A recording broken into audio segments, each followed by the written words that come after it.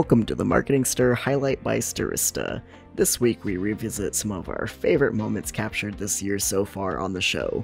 We'll be taking a look back at moments with Deanna Kotch, VP of Marketing at Red Lobster, Karl Wells, Chief Subscriptions Officer at Dow Jones, Andrea Jo DeWerd, Senior Director of Marketing at Mariner Lifestyle, and Fariba Zamaniyan, VP of Advanced Media and Advertising at TiVo.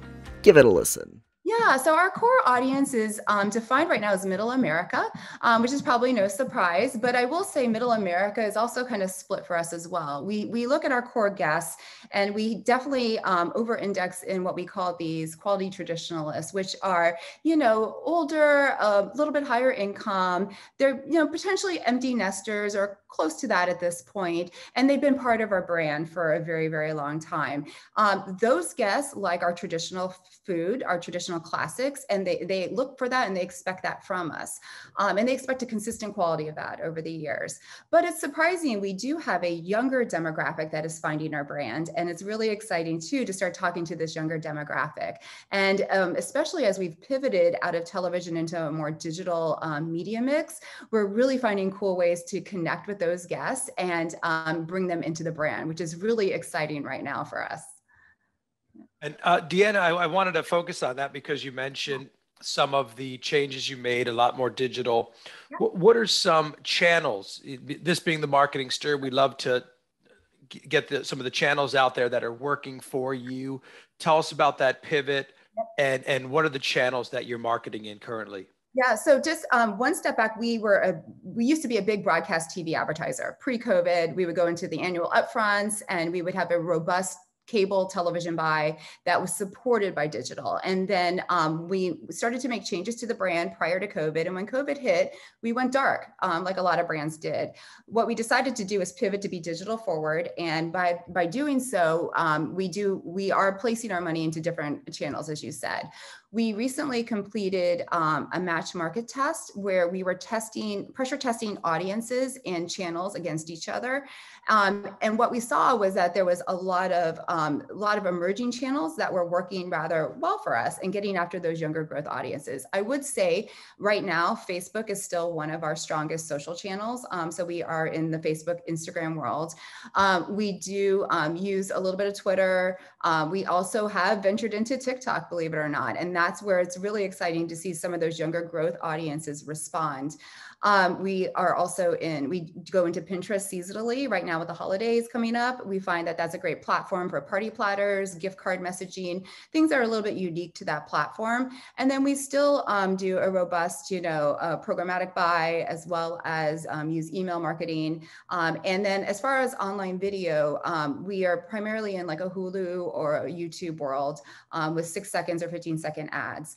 We have been layering back in television in a different way. So we're doing some buys through one of our partners where we are on cable TV in a very light format. So we're pressure testing the waters of how much we can get back into television right now and how much will, show us a good return on investment. So I will say we have a very diverse mix of channels. Social's always been a rather strong channel for us. And what we're trying to learn right now is with the reduced budgets that we have, which channels work the hardest for us and are the most effective at this time. So it's an evolving thing that we continuously pressure test and watch and learn. Yeah, thanks for sharing that. I also would think, the younger audiences, a lot of the younger audiences, and I guess I don't know if I'm still young or not, but I feel that because Red Lobster is an experience, it's the food. It's so visual. It's such one person doesn't go to Red Lobster. You go two people, you have a family, you have a party with people always taking pictures of their food, videos. I think that would really reign true for Red Lobster.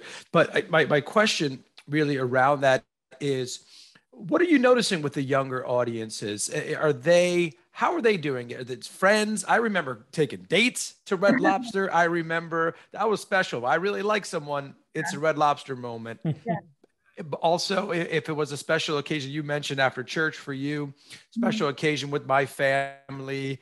And it was a big thing. I had a single mom and it was a big deal going to Red Lobster, for us. And it still is for people. So talk to me about how you feel the younger audience is engaging with Red Lobster.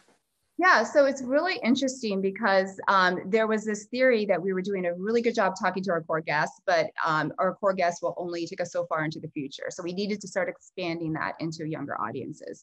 But by doing so, we also felt we needed some food that was a little bit more relevant for them. So at the same time, our culinary team was working on more relevant and more value-focused food. So back in the summer, we introduced some seafood bowls that were delicious. We introduced, believe it or not, a Wagyu bacon cheeseburger that is absolutely fantastic, a crispy cod sandwich that's so big it falls off the bun, and people call it a Codzilla. So it was more like handhelds and bowls and value-focused yet relevant food, not the big feasts and platters. We still had those, but what we were finding is that the younger audiences were more engaged with that new food. And we did a really cool thing. We took a food truck to Atlanta and parked it in the middle of Piedmont Park, unbranded completely. And we had some of that new food in that food truck, and we gave it away. And we filmed people's reactions to the food when they found out it was Red Lobster. And it was overwhelmingly positive. I would say 99% of the people coming through had not been to our brand or had not been to our brand in a long time. So it was exposing a very diverse audience, younger audience to our brand in a very unique way. And the comments that we got on video are amazing, that we then edited together. And in a way of being scrappy and producing things in a world where you didn't have like big studio dollars to do this, it turned out to be a really cool consumer engagement with that. But we learned quickly that the right food to the right audience really works. So then how do you apply that and find the right media channels to put that in? So running this and targeting it correctly in social, like if it was Facebook and Instagram, we would then target those younger guests. And we would also target people who may not be followers of our brand, but have the propensity to come into the brand. So maybe they were a Chipotle guest and they were, looking at more fast casual type of guests, looking at the bowls that you would get at Panera or Chipotle. Well, now we have similar things that they would never have thought about until, they were exposed to it. So that's another way of kind of getting into like the side part of the competition, not your direct competitors, and bringing people into the brand too. Well, the overarching theme, I think, is that it's easier to get brand fame and it's much less expensive to reach kind of brand fame in the UK and Australia than it is in the States. I mean, Australia is a country of 25 million people. So it's smaller than California. It's smaller than Texas. It's just a bit bigger than Florida. So it's much easier to reach, a high proportion of the country in one, swoop of a, digital and TV campaign, and with relatively small budgets when you think of it on a global level versus what would be spent in the States. And I guess the UK is somewhere in between. I'd say is kind of between kind of the US and Australia. And you can see I did my homework here on population stats, and this is a link there to my degree, by the way. Human geography was a lot about population and people. So I'm reliably told by Google that the UK has a similar population of California and Texas combined. But still, a drop in the ocean relative to the States. So I guess one of the intricacies that you kind of have to be careful of in the UK is just around, the UK is made up of Scotland, Ireland, Northern Ireland, England, and Wales. So as a marketeer, you kind of have to be tuned into the different, kind of regional differences, and actually sometimes like accents that you use in your marketing, can sometimes put off certain audiences and be pleasing for others. So neutral accents is a good kind of tactic to use. And in Australia, they just love to laugh. So just be funny. Humor is a huge part of marketing in Australia, and they have a lot of fun with it. And in terms of the marketing side of things, what are some of the channels that are working for you, and some of the strategies that are currently working? Yeah, I guess as a publisher, we have no shortage of assets to market, right? Our journalism, in some respects, you got to think about our product. It's like our product starts the day almost empty, right? And every day our product changes, right, depending on what's kind of in the news and what's in the news cycle. So from a marketing perspective, it's less about, you know, do we have something to market? It's more about, you know, an embarrassment of riches, right? What should we market? And so there's an art and a bit of a science to that in terms of, you know, what we choose to market and to whom. So we have our kind of structure is we kind of have an in-house kind of media team and an in-house creative team on the performance marketing side, and on the bigger kind of above the line brand marketing kind of we work with agencies. But on the performance marketing side, those two areas are very closely kind of linked to the output of the newsroom, because ultimately our product is, you know, what's in the news. So it's, you know, it's a machine in terms of distribution, like it's a paid distribution machine. You know, there's you know, upwards of 20, 30, you know, different ads, and ads being, you know, both a combination of driving a direct response, but also showcasing, you know, specific articles that have been written, you know, that day or that week. And I guess one of the kind of challenges I think we've found over the years is that, you know, to reach the same number of people and all those distinct audience groups, your channels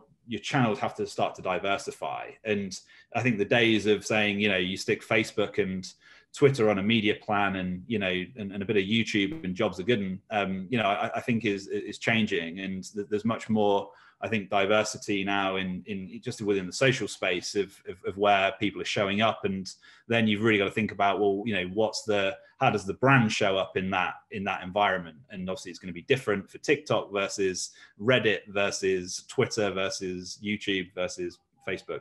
So yeah, a real diversification, I think, of channels, which is kind of driving a diversification of spend and making our jobs more interesting, but maybe a little harder than it was, you know, say 5-6 years ago, when, you know, it was probably arguably more focused. What I learned in my first 3 years in publishing, once I got in the door through that, you know, in that master's program, through meeting people and starting to get my foot in the door, is that I actually really love marketing. And I did not have that background as an English major. I had no idea that was really a career option, or a slice of the publishing industry that I could touch and really love. So that has all come, you know, in the last 12 years, just kind of on the fly, on the job.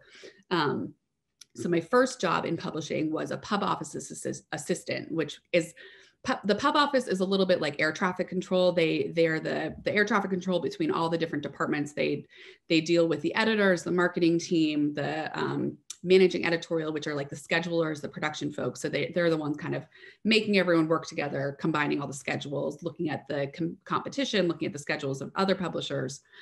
So I worked for a deputy publisher who did all that. And because of that level of exposure of the things he was working on, I got to touch a little bit of everything. And it was an awesome entry into the industry, because I got to see everything that he was doing and decide what I wanted to do and what I wanted to touch. And it was also those early days of social media. So he handed me the keys to the one of the brand's Twitter accounts. And he was like, here, I don't really understand what Twitter is. You go run with it. And I was, you know, 22 at the time, and I love Twitter. I still love Twitter. Twitter is one of my favorite places. And I started to explore with it and really see the opportunities. And simultaneously in my master's program, I was starting to see, you know, the added value of what marketing can bring to it. You know, what is the value of brand awareness? And we were trying to put trying to assign dollar value to brand awareness through a tweet about a book. And those were some of the projects I was working on in this grad school program. And I really fell in love with that logic game of this. I started to work on writing book trailer videos. I worked on a book trailer video for Snooki from the Jersey Shore. And that was one of my first real wholly owned marketing projects when I was at Simon & Schuster. And I was like, this is it. Like, I like this, like this, whatever this weird little niche part of publishing is, where I'm writing a book trailer for Snooki. I'm like, I want to do this.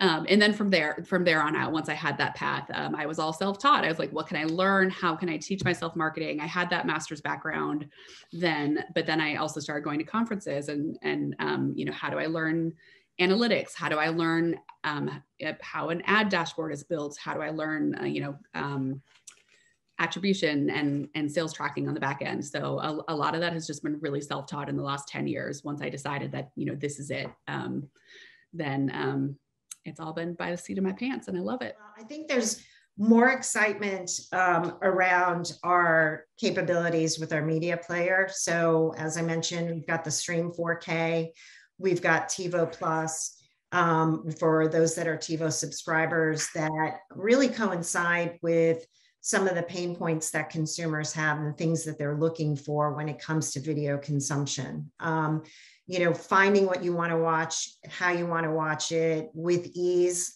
Our products and our innovations, especially what's behind the scenes in terms of search and recommendation, data fuels advancement. So machine learning is the more data points that you have and the updates that you bring in only advance your product. So our search and recommendation tools are becoming more advanced with the data that we're bringing forward, and then enabling opportunities for advertisers to advertise on our platforms. So we historically haven't been a big player in providing advertisers with eyeballs from which to present their brand message. But going forward this year, another addition besides, enabling content to come to the consumer screen with ease is also on the advertiser side to be able to present their brand message and their story to our very unique and broad customer base that are maybe not see our brand name up front, but where our technology lies enables us to have those touch points and a unique audience that we can bring to marketers with our connected TV touch points. So connected TV, basically bringing advertising capabilities in those advertising video on demand supported services. So those that don't require a subscription, for example, which is a really exciting and hot topic area of 2022 for marketers, is expanding beyond linear into these new digital means of getting access to content, which is where we're seeing consumers migrate because they want more content. They don't want less, they want more. And with more comes opportunity for a marketer of touch points to deliver your brand message. So TiVo is very excited in 2022 to be bringing that capability to both marketers and consumers. Fariba, we'd love to talk about television on this program. We really do. AJ and I, we love different TV shows, and we talk about it a lot.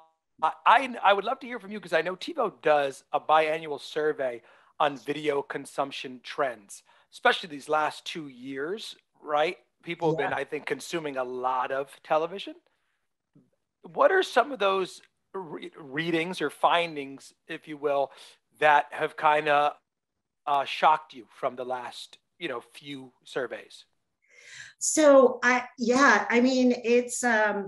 it's been exciting to see consumer response. So we do a survey twice a year, biannually, against 5,000 representative consumers across the U.S.